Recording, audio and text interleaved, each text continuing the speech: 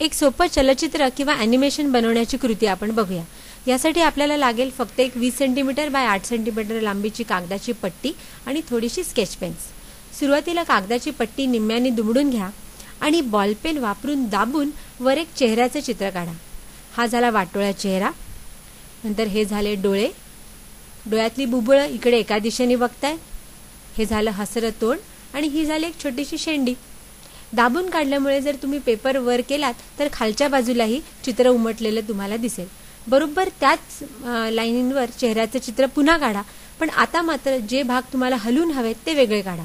इकडे आपण शेंडी बदलली आहे, बुबुळं इकडची तिकडे केली आहेत आणि हसरा चेहरा रडका केलाय. बॉलपेन वापरून आता वरचा कागद हळूहळू गुंडाळून घ्या. बॉलपेन जर आपण काढलं तर कागदाची गुंडाळी झालेली आपल्याला दिसेल.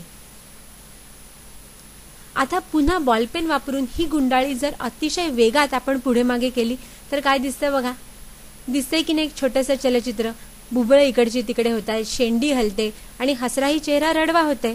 दोन्ही चित्र आपल्या डोळ्यावर फार वेगाने पडतात आणि दृष्टी सातत्यामुळे एक चलचित्र पाहिल्याचा आभास आपल्याला होतो.